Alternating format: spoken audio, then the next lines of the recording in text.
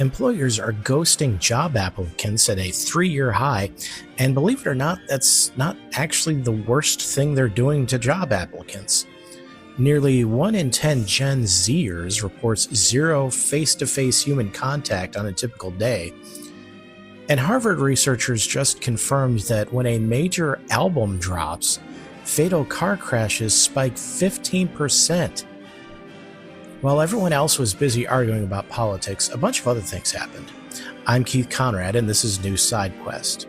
You're done in radio. Everyone's done in radio. If you've applied for a job recently and heard absolutely nothing back, not a rejection or an update, just nothing but silence, you're not imagining it, and it's not you. Employer ghosting of candidates just hit a 3-year high. And it's not just silence after interviews. Companies are now pulling offers from people who've already accepted them. People who turned down other jobs or gave notice and told their families and then got a call saying, never mind. So what's going on? Actually, a few things at once. Companies overhired during the pandemic and have been tightening ever since. AI is absorbing what used to be entry-level work, so the bottom rung of the career ladder is genuinely getting smaller. And the whole hiring process has gotten faster, more automated, and somehow more chaotic, which means real humans on the other end of those applications are sometimes an afterthought or completely absent entirely. The thing that I think deserves more attention than it's getting is what this does to people. Getting ghosted after a job interview is demoralizing in a very specific way that rejection just isn't. Rejection is at least an answer. Ghosting leaves you completely in limbo. You don't know if you should keep waiting, move on, whether your application ever landed somewhere in the first place. Multiply that by months of searching, and you can understand why the morale damage is real and lasting. The candidate ghosting that has gotten so much attention in the press, Gen Zers not showing up for the jobs they actually accepted, is partly a response to exactly this. It's not admirable behavior, but it's also not appearing out of nowhere.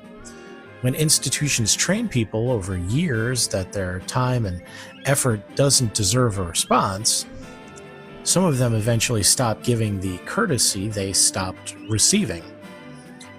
The job market has basically become a dumpster fire, and I can't claim to know exactly what brought us here, and I also don't know exactly how to fix it either.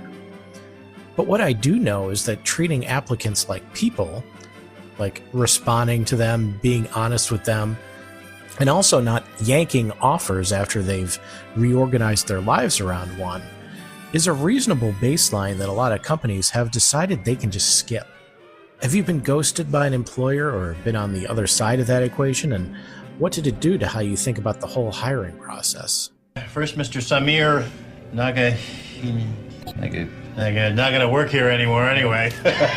A Financial Times analysis of census data found that nearly 10% of Gen Zers, people born roughly between 1997 and 2012, report zero face-to-face interactions with other human beings on a typical day. Not a bad day, not a work-from-home day, a typical day. That number was already climbing before COVID. The pandemic made it spike, and now years after restrictions were lifted, it hasn't come back down the same way for everyone. The young adults who were most social before COVID have largely recovered. The ones who were already struggling haven't. Some of this makes a certain kind of sense. Gen Z is the first generation that truly grew up being able to navigate school, work, and their social life remotely.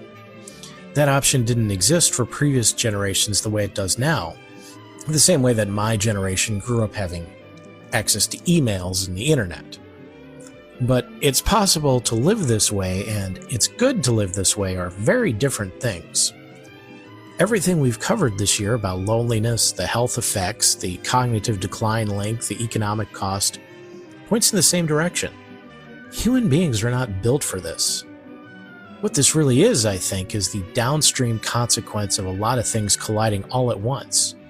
People growing up online, a pandemic that interrupted the exact years where you're supposed to be building your social skills and your friend group, a job market that's increasingly remote, third places that have closed or priced people out. The result is a portion of a generation that learned to live without human contact and has just quietly stayed there. The number that I can't stop thinking about is 1 in 10. Not 1 in 100, not fringe edge cases. 1 in 10 young adults going through an entire day without seeing or speaking to another human being. We're in the middle of something significant and we're barely talking about it. So what's the longest you've gone without a meaningful in-person interaction, and what did that do to you? I will never understand people. They're the worst. Harvard researchers looked at 5 years of traffic fatality data and compared it to the days when the biggest albums dropped. Taylor Swift, Drake, Bad Bunny, Kendrick Lamar. What they found was that on those release days, fatal car crashes went up 15%. Not fender benders, fatal crashes. The reason isn't complicated once you hear it. Accessing a new album isn't one button. It's unlock your phone, open the app, find the new release, scroll the track list, pick a song. That's a search task, and people are doing it while they're driving. The lead researcher in the study actually got the idea after his wife texted him while he was driving to tell him about a new Taylor Swift album, and he nearly crashed. At least he nearly crashed, didn't actually crash. What I find unsettling about this is that it's not the behavior you'd expect to be dangerous. We all know texting while driving is dangerous. This feels different. It's excitement, it's music, it's something that feels harmless. But the phone is out, the eyes are off the road, and the result is basically the same. The researchers' advice is disarmingly simple. Pick the album before you start driving. Hit play, put the phone down, and then go. You don't have to drive in silence. You just have to do the searching while you're still parked. The broader point this story is making is one I think is worth spending some time on. We've built a world where the most exciting cultural moments of the day arrive on a device in our pocket while we're doing something that requires our full attention. That's not going to change. The only thing that can change is when and how we reach for the phone, and this study is making the case that those extra 90 seconds in the parking lot are doing more work than we realize. So it's confession time. What's something you've done behind the wheel that you're not proud of? And what would it take to actually stop? Oh, wow. I just had the weirdest dream. You know you're driving, right? Over 20 tons of squid spilled onto a Rhode Island road and blocked traffic for 8 hours. Calling in late because the road got attacked by squid is not an excuse most bosses are going to receive well. The squid were eventually cleared and the road reopened. Well, there's something you don't see every day. A couple in Canada was initially told that they'd have to pay a cable and internet cancellation fee after a wildfire destroyed their home. The company eventually reversed course naturally. Seems like there should be a clause in every contract saying the building has to still exist for the agreement to remain binding. Apparently there's not. This is all a big load. A man was caught at customs with 200 live lizards stuffed into 22 pairs of socks. It's almost 10 lizards a sock. Listen, that was either a carry-on, in which case the X-ray would have revealed the lizards, or worse, it was checked luggage, in which case he would have arrived with 200 dead lizards because they would have been in the cargo hold.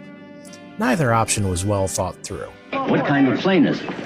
Oh, it's a big, pretty white plane with red stripes and curtains in the window and wheels, and it looks like a big Tylenol. And finally, the national debt is about to hit $40 trillion. That seems less than ideal. I want to add that it took 231 years to reach the first 10 trillion and about 14 years to add the last 10 trillion. That trend is not exactly encouraging. I want the people to know that they still have 2 out of 3 branches of the government working for them, and that ain't bad. That's it for News Side Quest. 3 questions out there for you to consider. Whether you've been ghosted by an employer or done the ghosting and what it did to how you see the process, the longest you've gone without a real in-person interaction and what that felt like, and the honest version of what you've done behind the wheel.